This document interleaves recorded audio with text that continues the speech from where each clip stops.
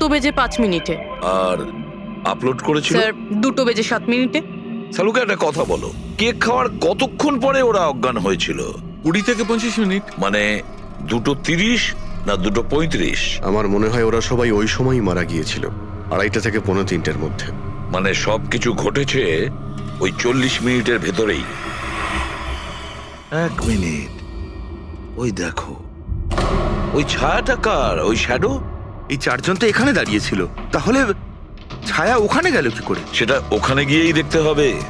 এই শ্যাডোটা কার ছিল? 2:04 পর্দার পজিশন একদম ঠিক আছে তো? একদম স্যার। পজিশন নিয়ে নি। রেডি? 2:05 ইয়া।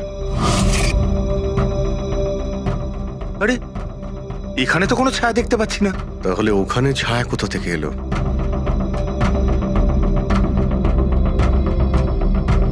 রোদটা এই দিক থেকেই আসছে। পুরবি, তুমি ওইখানটা গিয়ে দাঁড়াও তো। ইয়া, ব্যাস। হ্যাঁ, এইখানে ছায়াটা দেখা যাচ্ছে, ঠিক যেমনটা ওখানে ছিল, সেম টু সেম। আমি ঠিকই বলেছিলাম, এখানে কোনো 5 নম্বর লোক ছিল। আর সে ওখানেই দাঁড়িয়েছিল যেখানে আমি দাঁড়িয়েছিলাম। এই সেই লোকটাই হবে যে সুধীরবাবু আর তার পরিবারকে মেরেছে। আর সে আমাদের অলমোস্ট ধোকা দিয়ে দিয়েছিল যে এটা মার্ডার কাম সুইসাইড। আর ওর ছায়াই ওকে ধোকা দিয়ে দিয়েছে। কিন্তু স্যার আমরা এই ছায়ার মাধ্যমে খুনি অবধি পৌঁছবো কি করে? খুনির মেন টার্গেট ছিল সুধীর বাবু, আর সে ওই সময় ওখানেই দাঁড়িয়েছিল। নিশ্চয়ই চেনা জানাই কেউ হবে। কারেক্ট। খোঁজ নিয়ে দেখো সুধীরবাবু পার্টিতে কাদের কাদের ডেকেছিলেন।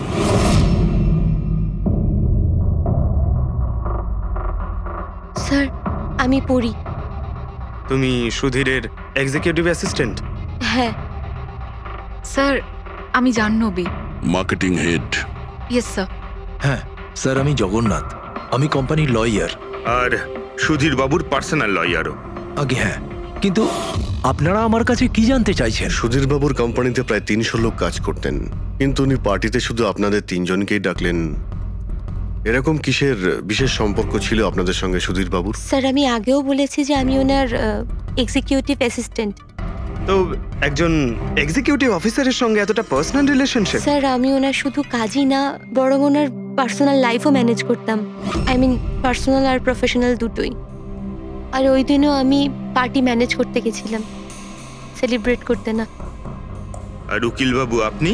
স্যার, আমি আর সুধীর হলাম ছোটবেলাকার বন্ধু। ওর বার্থডে আর আমি যাব না, এটা কি করে হতে পারে? আর আপনি, আপনাকে কেন ইনভাইট করেছিল সুধীরবাবু পার্টিতে? স্যার, আমাকে সুধীর স্যার না, নীল ইনভাইট করেছিল। আমি আর নীল খুব ভালো বন্ধু ছিলাম। I see. তো আপনি ওনার পুরো শিডিউল ম্যানেজ করতেন। তো এই বার্থডে পার্টির দিন কেউ কি আসার কথা ছিল? কোনো মিটিং রেখেছিলেন আপনারা? স্যার, ওই দিন ব্যাংক হলিডে ছিল, তার জন্য কোনো মিটিং বা অ্যাপয়েন্টমেন্ট ছিল না। আর ওনার বার্থডে ছিল, তাই উনি পুরো দিন ওনার ফ্যামিলির সাথেই কাটাতে চাইতেন। দুপুর 2 থেকে 3টের মধ্যে আপনারা কোথায় ছিলেন? স্যার, আমি তো আমার বাড়িতেই ছিলাম, ভ্লগ বানাচ্ছিলাম। ব্লগ? Video blog. আমার একটা ইন্টারনেট চ্যানেল আছে যেখানে আমি ভিডিও বানিয়ে আপলোড করি। স্যার, আমি বাড়িতে ঘুমোচ্ছিলাম, আমার শরীরটা ঠিক ছিল না। স্যার, আমি আমার ফ্যামিলির সাথে ফিল্ম দেখতে গিয়েছিলাম।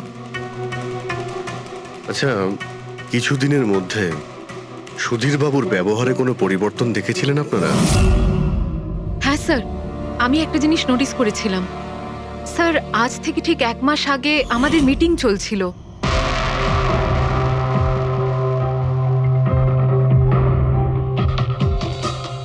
স্যার, কি ব্যাপার? ভেতরে এসো। ঠিক আছে, তুমি যাও।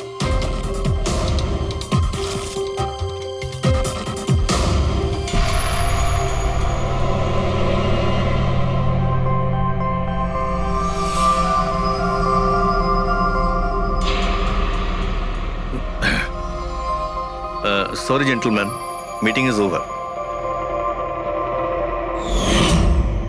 বাচ্চাদের পোশাক? Yes sir. আচ্ছা, আর কিছু নোটিস করেছিলেন আপনারা? কোনো অদ্ভুত কিছু? হ্যাঁ স্যার, এই 2 সপ্তাহ আগে উনি আমাকে বলেছিলেন যে উনি ওনার দলিল চেঞ্জ করতে চান। উইল বদলাতে চাইছেন কেন?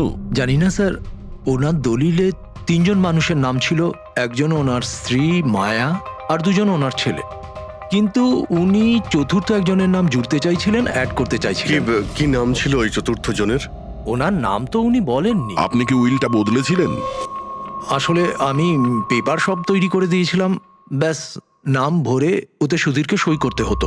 জানি না কি হলো, হঠাৎ নিজের বার্থডের কিছুদিন আগে ও আমাকে বলল যে দলিল বদলাতে চায় না, ওই পুরনো দলিলটাই থাকবে।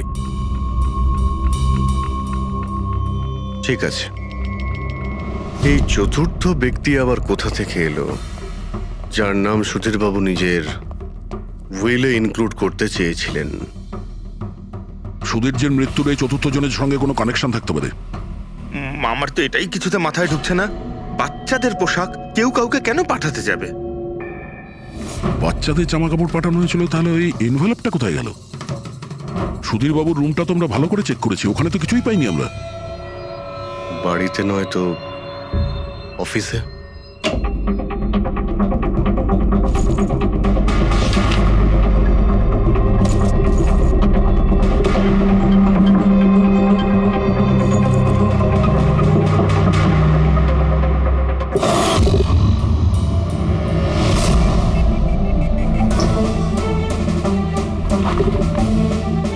পেয়ে গেছি।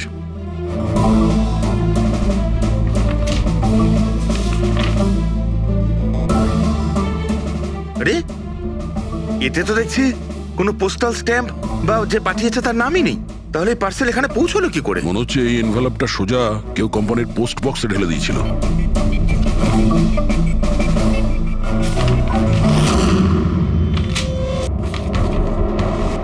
এই এনভেলপটা ডক্টর সালুকের কাছে পাঠিয়ে দিই, উনি হয়তো কিছু পেতে পারেন। ঠিক আছে। আচ্ছা, এই জাহ্নবী বলছিল যে এই পার্সেলটা দেখে মিস্টার সুধীর একদম চমকে গিয়েছিলেন। হতে পারে কোনো পুরনো স্মৃতি জেগে উঠেছিল। আর তারপর উনি কাউকে কলও করেছিলেন হয়তো। আগের মাসের কল ডিটেলস সুধীরবাবুরটা দেখি এই এনভেলপ পাওয়ার পরে সুধীরবাবু সবার আগে কাকে ফোন করেছিলেন? সুধীরের ফোন এসেছিল অনেক বছর বাদে। কি কথা হয়েছিল আপনাদের দুজনের? খুব রেগেছিল যে আমি ওকে কেন এনভেলপটা পাঠিয়েছিলাম, কিন্তু আমি তো ওকে এনভেলপ পাঠাইনি। কিন্তু কোনো কারণ তো ছিল যাতে সুধীরবাবু আপনাকে সন্দেহ করেন। হ্যাঁ নিশ্চয়ই, ওই এনভেলপে বাচ্চার জামা ছিল। ওর মনে হয়েছিল ওটা সেই জামাটাই যেটা আমি আর সুধীর আমাদের সন্তানের জন্য কিনেছিলাম। আমাদের বাচ্চার জন্য? আমার আর সুধীরের সন্তান। 30 বছর আগে আমি আরকে ওয়েবস কোম্পানিতে অ্যাকাউন্ট ডিপার্টমেন্টে কাজ করতাম। সুধীরের বাবা সেটার মালিক ছিল। ওখানেই সুধীর আর আমার সম্পর্ক হয়েছিল। আর কিছু বোঝার আগেই আমি বুঝতে পারি যে আমি সুধীরের সন্তানের মা হতে চলেছি। তো আপনাদের দুজনের বিয়ে হয়নি? না, হয়নি। সুধীর তো কথা দিয়েছিল, কিন্তু ওর প্যারেন্টস রাজি হয়নি, কারণ আমি ওদের স্টেটাসে ছিলাম না। ওনারা তো সুধীরের বিয়ে অনেক বড়লোক বাড়িতে আর সেম স্টেটাসে করতে চেয়েছিলেন। তারপরে ওর প্যারেন্টস আর ফ্যামিলি খুব চেষ্টা করেছিল ওকে, আমাকে, এমনকি আমার ফ্যামিলিকেও বোঝানোর জন্য যে আমি বাচ্চাটাকে নষ্ট করে দিই। আমিও ঠিক করেছিলাম যে যাই হয়ে যাক আমি আমার সন্তানকে জন্ম দেবই। 15ই মার্চ 1990 সালে আমার সন্তান এই পৃথিবীতে এসেছিল, কিন্তু সেই রাতেই ও মারা গিয়েছিল। যে বাচ্চাটাকে কোলে নিয়ে আদর করছিলাম, ছোট ছোট জামা কাপড় পরাচ্ছিলাম, কিচ্ছু করতে পারিনি আমি।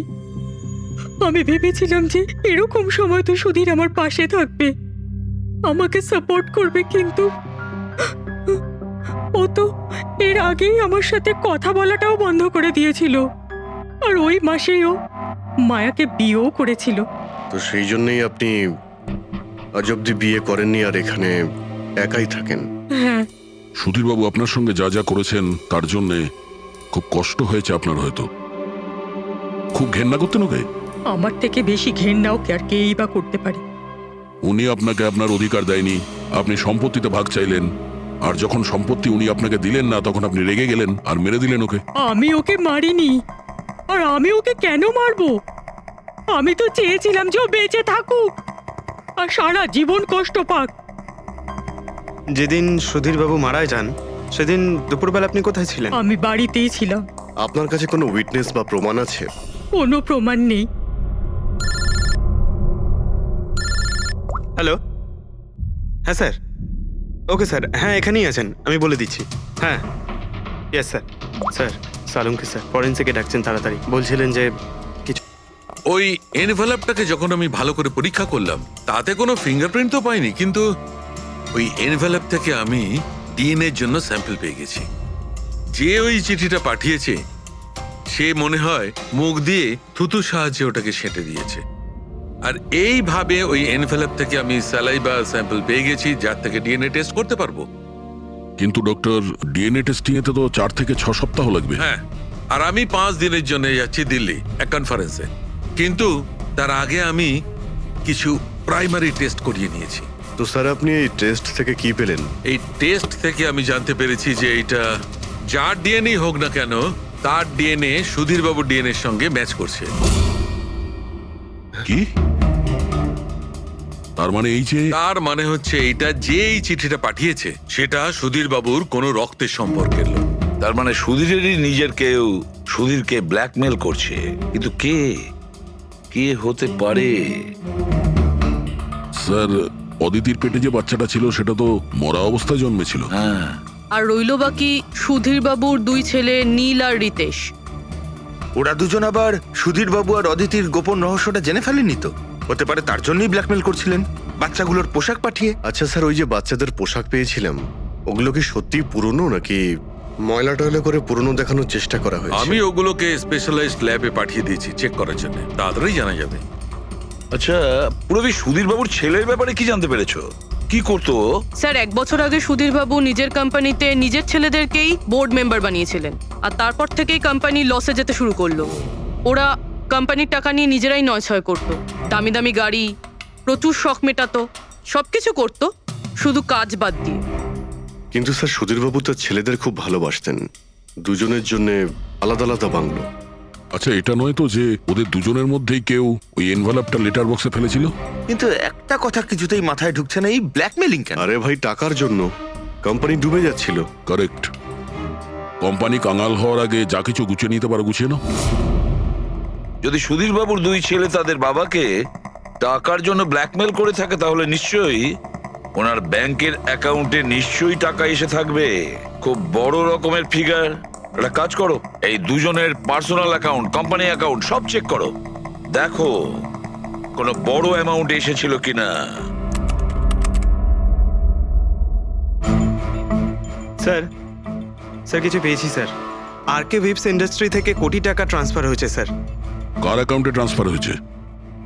1 মিনিট দেখছি।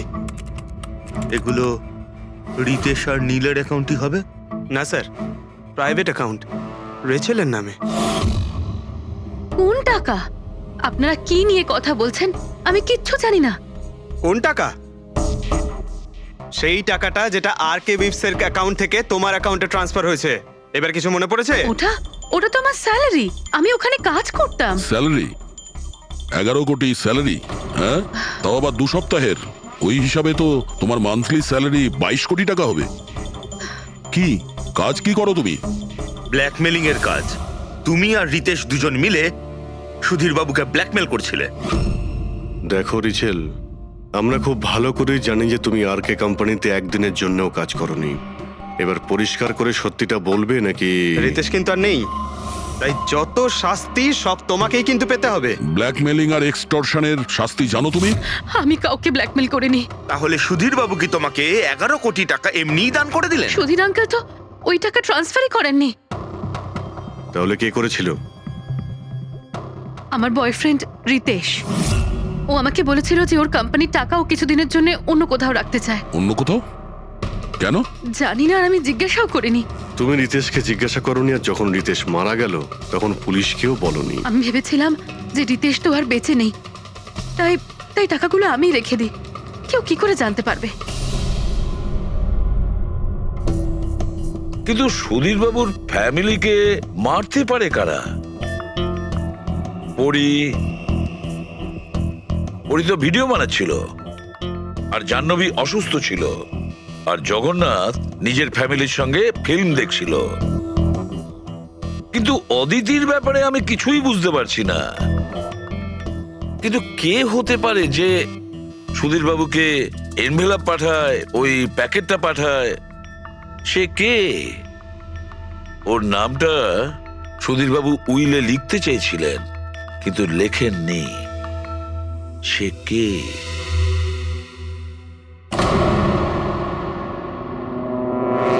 প্রেমের দ্বিতীয় কেকটা কোথা থেকে আসলো? হ্যাঁ স্যার, এখানে দুটো কেক। সেটাই তো, যখন বার্থডে ছিল সুধীর বাবু তার নিজের ফ্যামিলির সঙ্গে, ছোট কেকটা কেন কাটতে যাবে যেখানে এত বড় কেকটা রয়েছে এর সামনে? স্যার, যাতে ও রাতে পার্টিতে বড় কেক খেতে পারে। আরে ভাই, সুধীর বাবু কি 18 বছরের বাচ্চা ছিল নাকি যে নিজের বার্থডেতে দুটো কেকের অর্ডার দেবে? স্যার, হতে পারে এই কেকটা ওনাকে কেউ গিফট করেছে, এই কিন্তু বাদামওয়ালা কেক। সেটা তো বক্সে নিয়ে আসবে, আর তার উপরে কেক শপের নামটাও লেখা থাকবে। না স্যার, ওখানে তো আমরা কোনো বক্স পাইনি। ছিল না? হতে পারে কেউ এই কেকটা বাড়িতে বানিয়েছে। সেই জন্যই আমরা ওখানে বক্স পাইনি। কিন্তু এই আমন্ড দেওয়া কেক পাঠালোটাকে? স্যার, হ্যাঁ, স্যার আমি জাহ্নবীর সোশ্যাল প্রোফাইল চেক করছিলাম। স্যার, এখানে ওর অনেক ছবি আছে যেখানে ও কেক আর পেস্ট্রি বেক করছিল। বেকিং ও খুব পছন্দ করে। হ্যাঁ, আমি বেকিং পছন্দ করি, তাতে কি? তো কিছু না, তুমি বাদামওয়ালা কেক বানিয়েছিলে না সুধীর বাবুর জন্য? আমি যখন জানি যে ওনার বাদামে অ্যালার্জি, তাহলে আমি ওনার জন্য বাদাম কেক কেন বানাবো? কারণ তুমি চাইছিলে যে উনি কেকটা না খান, যদি খেত অজ্ঞান হয়ে যেত না? আর তুমি চাইতে যখন তুমি ওকে মারবে তখন যেন ওর জ্ঞান থাকে, কষ্ট পায় তোমার সামনে, প্রাণ ভিক্ষা করে, তাই না? আরে আমি সুধীর আঙ্কেলকে কেন মারবো? তুমি কেকের মধ্যে সেনেটিভ মেশাওনি রিতেশ, নীল আর মায়াকে মারার জন্য? আপনারা এইসব কি বলছেন বলুন তো? ব্যাস ব্যাস, অনেক হয়েছে। তুমি বলেছিলে না যে ওই দিন তুমি অসুস্থ ছিলে আর বাড়িতেই ছিলে? কোথাও তুমি যাওনি। তুমি পার্টিতে কিভাবে গিয়েছিলে কিনা পার্টিতে? আমি সত্যি 2-3টে পর্যন্ত ঘুমিয়েছিলাম। তারপর ঘুম থেকে ওঠার পর আমার মনে হলো যে আমি একটু বেটার ফিল করছি, আর তাই আমি পার্টিতে চলে যাই। এতে আমার কি অন্যায়? তুমি যদি রাত 2টো থেকে 3টে অবধি সত্যিই ঘুমিয়েছিলে, তাহলে 2:30টার সময় যখন সুধীর বাবু মারা যান, তখন তোমার মোবাইল ওনার ঘরের সামনে গেল কি করে? দেখো জাহ্নবী, মিথ্যে বলে কোনো লাভ নেই। আমরা তোমার মোবাইলের রেকর্ড চেক করে দেখেছি। যে সময় সুধীর বাবু মারা যান সেই সময় তোমার ফোনের লোকেশন ওনার বাড়ির কাছেই ছিল। এবার সত্যি বলবে নাকি আরো টাইম ওয়েস্ট করতে চাও? আমি আর নীল একে অপরকে ভালোবাসতাম। আমরা ভেবেছিলাম যে নীলের বাবার বার্থডে, আমাদের কাছে একটা ভালো সুযোগ ছিল ওনাকে আমাদের ব্যাপারটা বলার, আর সেই জন্যই আমি ওখানে যাই। ওখানে গিয়ে নীলকে অনেকবার কল করি, প্রায় 1 ঘন্টা ওখানে ছিলাম আমি, কিন্তু নীলের কোনো কল আসেনি। আমি ভেবেছিলাম নীল হয়তো সময় পাচ্ছে না আমাকে কল করার। মিথ্যে কথা। তোমার মনে হয়েছিল নীল তোমাকে ঠকাচ্ছে, সেই কারণে তুমি ওকে আর ওর পুরো ফ্যামিলিকে মেরে দিয়েছো। এই আপনারা কি বলছেন বলুন তো? আমি বেকিং করতে ভালোবাসি, তার মানে তো এটা নয় যে খুনটা আমি করেছি। ইন্টারনেটে রেসিপি দেখে তো যে কেউ কেক বানিয়ে ফেলতে পারে। কেক বানানো কি এমন কঠিন কাজ? আর রিতেশের গার্লফ্রেন্ড রেচেল, ও তো বেকিং করে। আপনারা ওকে কি কেন কিছু জিজ্ঞেস করছেন না? সবাইকে জিজ্ঞেস করবো আমরা। ডাকো সবাইকে। ভীষণ ইন্টারেস্টিং কেস এটা। এরকম খুব কম হয় যে এতজনের কাছে একটা লোকের প্রাণ নেওয়ার জন্য সুযোগও আছে আর মোটিভও আছে। আপনারা আবার? আরে স্যার, আমি কেন মারবো ওনাকে? আপনি নীলকে বিয়ে করতে চেয়েছিলেন, ওর ফ্যামিলির লোকেরা রাজি হয়নি। এ তো খুব বড় একটা কারণ খুন করার। আর সুধীর বাবুর ফ্যামিলির জন্য আত্মমর্যাদা, সোশ্যাল স্ট্যাটাস অনেক গুরুত্বপূর্ণ ব্যাপার ছিল। এর সবচেয়ে বড় এক্সাম্পল অদিতি দেবী। আর সুধীর বাবু এই নিজের সম্পত্তি আর স্ট্যাটাসের জন্য আপনার জীবন নষ্ট করে দিয়েছেন। তাহলে আপনার থেকে বেশি ঘৃণা আর কে করতে পারে? আমার কাছে পয়সার কোনো মূল্য নেই, আর না কোনো বিষয়ে রিগ্রেট। আফসোস তো তোমার হওয়ার কথা রাচেল। এখানে তো 5,000 টাকার জন্য মানুষ মানুষকে খুন করে, আর তুমি তো বসে বসে 11 কোটি টাকা পেয়েছো। আর আপনি আপনার হাতে তো সুধীরবাবু তার লাইফের রিমোট কন্ট্রোল দিয়ে দিয়েছিল। আপনি সবই জানতেন ওনার ব্যাপারে, এটাও জানতেন যে উনি ওনার গানটা কোথায় রাখেন। দেখুন, আপনাদের যা ইচ্ছে বলতে পারেন। আমি আপনাকে আগেও বলেছিলাম যে আমি সেদিন ঘরে ভিডিও ব্লগ বানাচ্ছিলাম, চাইলে আমার ফোনও চেক করতে পারেন। হ্যাঁ হ্যাঁ নিশ্চয়ই, ওই দেখি। জানা তো যাবে কিভাবে ভিডিও ব্লগ বানানো যায়।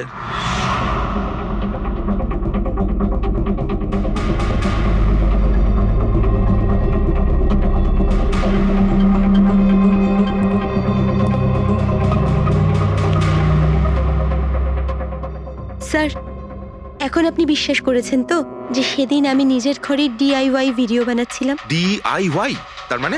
Do it yourself. স্যার, আমি প্রত্যেকদিন নিজের ইন্টারনেট চ্যানেলে মানুষদের দৈনন্দিন কাজের ইজি পদ্ধতি দেখাই। Do it yourself. স্যার, হ্যাঁ, নিউজ পেপারটা দেখুন, ডেটটা ওই একই। হ্যাঁ সেটাই তো আছে। মানে ভিডিও ওই দিনই শুট করা হয়েছিল? স্যার, হ্যাঁ পুরবি। স্যার আমি মেমোরি কার্ডের ডেট আর টাইম চেক করেছি। এই ভিডিওটা ওই দিনই তৈরি করেছিল, 2টো থেকে 4টের মধ্যে। আচ্ছা, আর স্যার, ওরির মোবাইল লোকেশন ক্রস চেক করেছিলাম আমরা, তাতে দেখলাম ও সেদিন বাড়িতেই ছিল। পুরবি একটা কাজ করো, এই 4 জন লেডিসকে আলাদা ঘরে বসাও। স্যার হুম, চলো।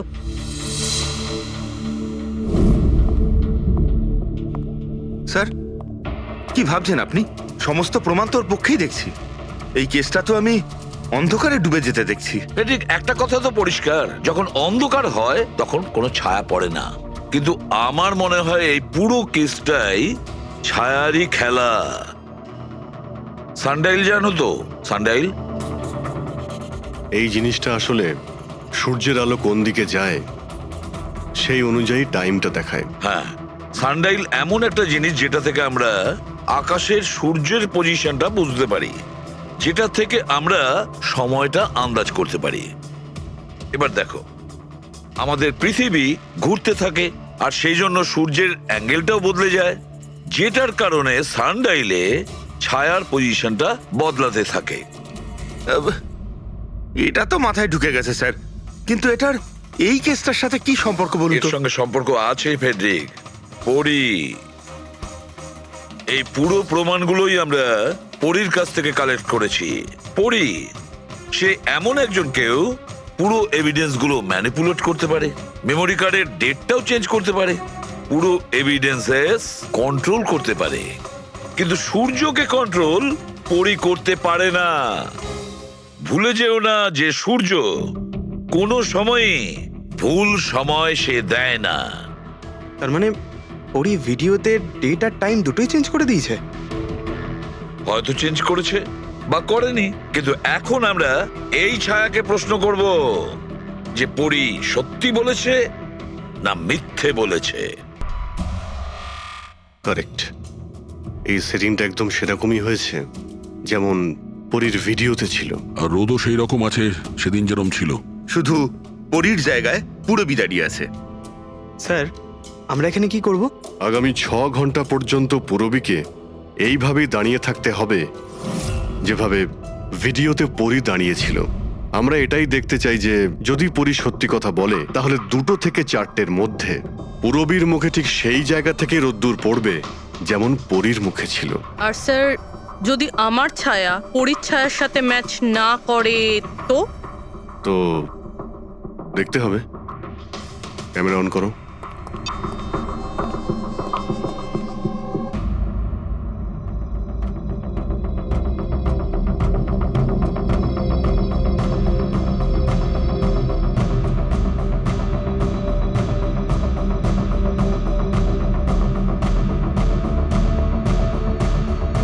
চলো, গুড। ওকে পুরবী, রিল্যাক্স। আচ্ছা, কি আছে এই ভিডিওতে? আরে দেখতে দাও ভাই।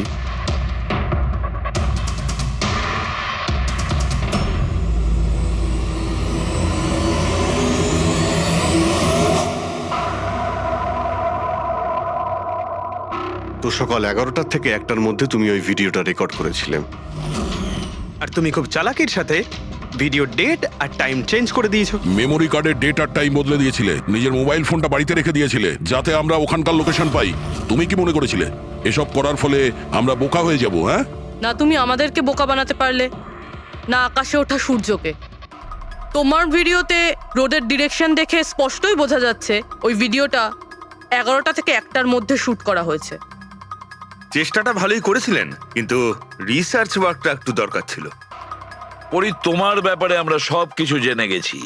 পড়ি, আমাদের হয়তো ম্যাক্সিমাম 4 সপ্তাহ সময় লাগবে তোমার ডিএনএ টেস্ট করে এটা প্রমাণ করতে যে তুমি সুধীর বাবুর মেয়ে, কিন্তু তাতে সত্যিটা বদলে যাবে না।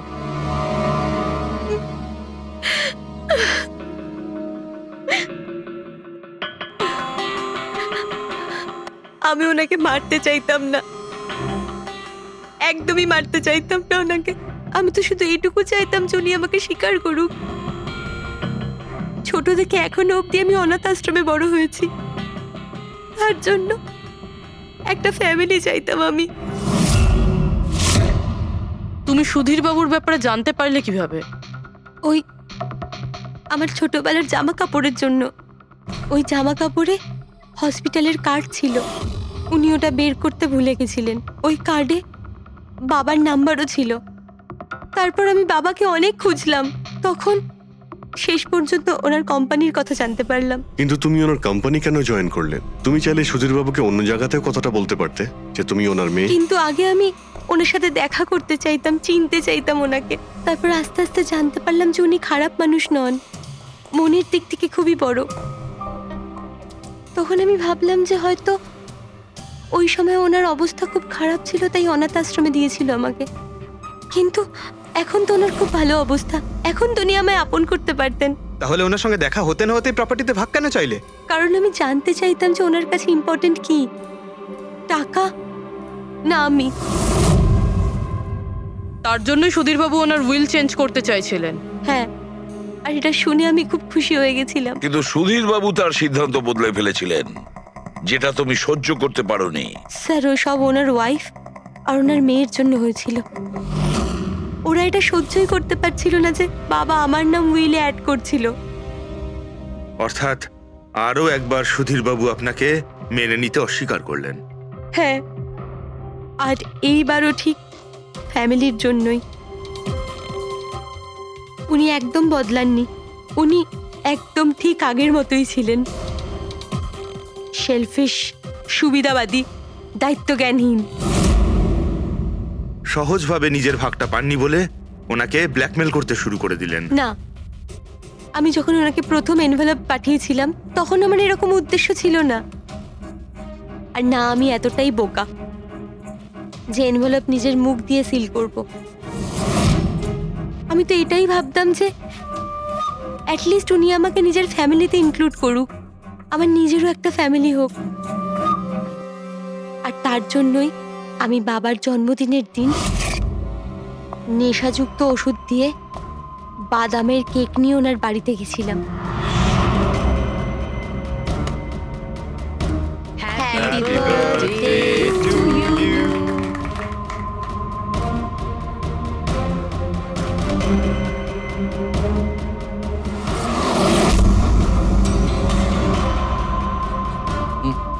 আমার অ্যালার্জি আছে।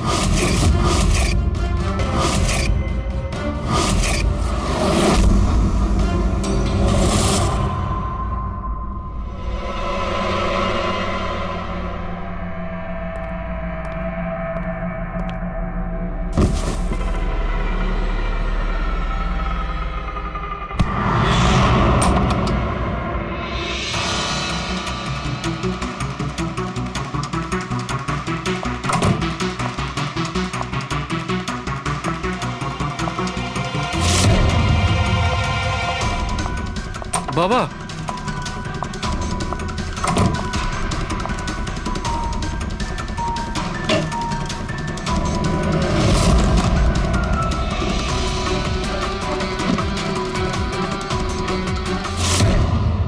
তুমি সুধীর বাবুর পুরো ফ্যামিলিকে মারতে চেয়েছিলে না? তোমার লক্ষ্য পূরণ হয়েছে। এবার তোমার সঙ্গে ওনার ফ্যামিলির লাস্ট মেম্বারও শেষ হয়ে যাবে। জেল যাওয়ার আগে আমরা তোমার সঙ্গে কারোর সঙ্গে দেখা করিয়ে দিতে চাই।